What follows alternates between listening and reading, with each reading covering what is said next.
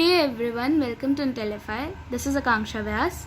Today we will be discussing NCERT solution for class 10's mathematics, exercise 3.3, topic linear equation in two variables. We have to discuss question number 3, part 4 of exercise 3.3. We have discussed all the previous part in the previous video. You can check it out. Now we will be discussing part 4, which is the taxi charges. The taxi charges in a city consist of a fixed charge together with the charge of the distance covered. For a distance of 10 kilometers, the charge paid is rupees 105, and for a journey of 15 kilometers, the charge is paid 155. What are the fixed charges and the charge per kilometer? How much does a person have to pay for traveling distance of 25 kilometers? So this question is saying, for every ride in a taxi, there is a fixed charge as well as a per kilometer charge. Okay. So let your fixed charge be X and your per kilometer charge be Y, which is your variable charge, which varies with your distance covered. Okay. So that is per kilometer charge.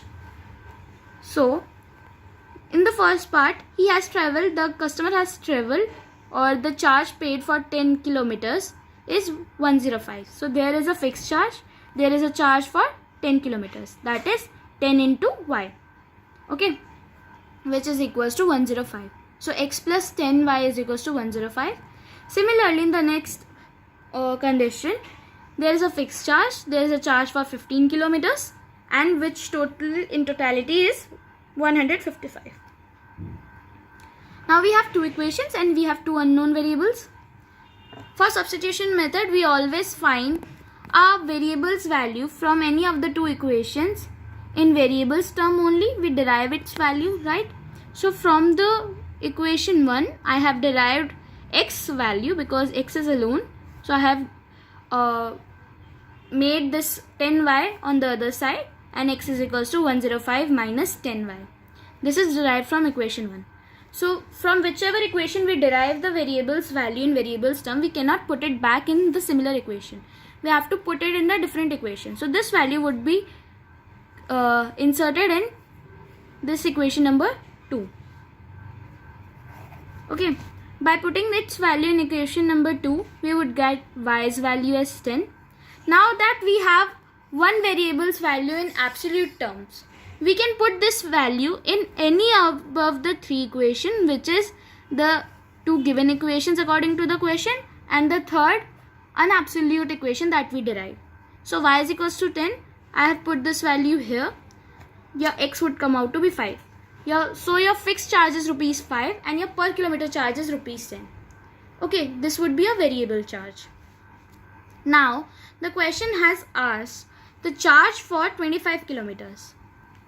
So we have the fixed charge plus 25 kilometers per charge, which would be 5 plus 25 into 10, because 10 rupees is the per kilometer charge.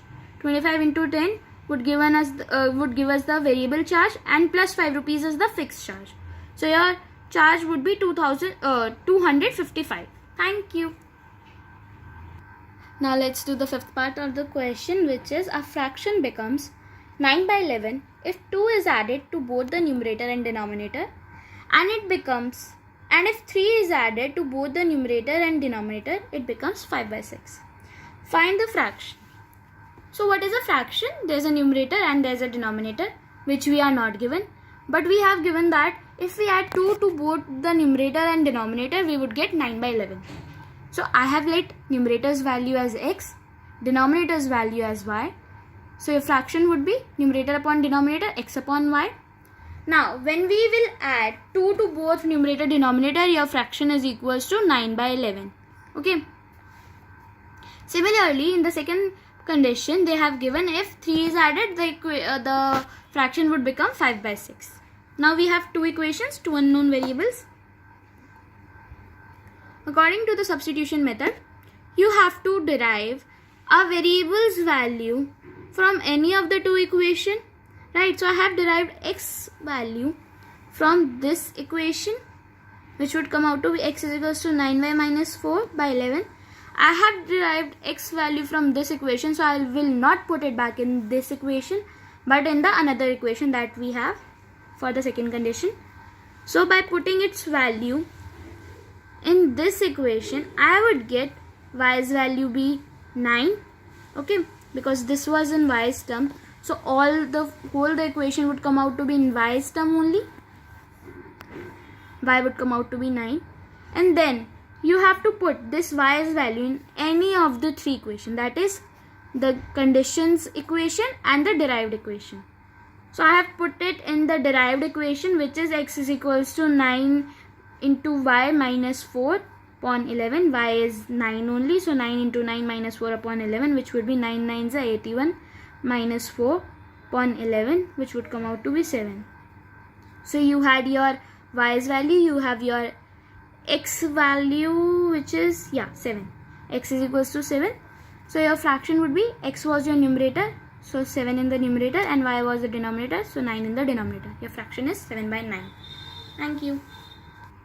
Let's do the sixth part of the question number 3 of exercise 3.3, which is 5 years hence the age of Jacob will be 3 times that of his son. 5 years ago, Jacob's age was 7 times that of own son. What are their present age? So, we don't know what are Jacob's present age and what is his son's present age. So, we would be letting their present age as a variable. I have let Jacob's age as x and his son's as y. In the first part of the condition, they have said that 5 years hence means 5 years from now. So this is their now age, that means their present age. Jacob will be 3 times that of his son. So 5 years later, what would be Jacob's age? This. And what would be son's age? This. They have said that 5 years later, Jacob would be equal to 3 times whatever his son age would be. So his son age would be y plus 5 and his would be x plus 5. So whatever is his son would be his son's age, then he means Jacob would be 3 times of that. So Jacob's age is 3 times his son's age, right? So from this equation we can derive like systematic equation in form of x plus y, right? So it would be x minus 3y is equals to 15 minus 10, right? Now from this equation I can derive x value, because we know that we have to find its solution by substitution method, and this is our first equation. So we can do this step right here. That wouldn't be a problem, or you can do it later. So I have done this step right here. I have found out x value in y's term, which is x is equals to 3y plus 10. Now, in the second condition, they have said 5 years ago, Jacob's age was 7 times that of his son. So 5 years ago, what would be Jacob's age? If Jacob's age is x right now, 5 years ago, it would have been minus 5, present minus 5, right? 5 years ago means less 5. Whatever its present age, subtract 5 from it. Similarly, if his son's age is y right now, 5 years ago it would have been y minus 5. Okay. So, according to the question, he has said that Jacob's age is equals to 7 times of his son's age that time. So that time Jacob's age was this, and now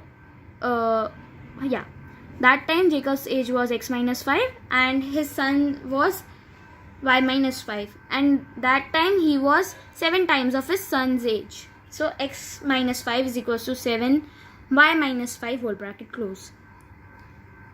This would be our equation, right?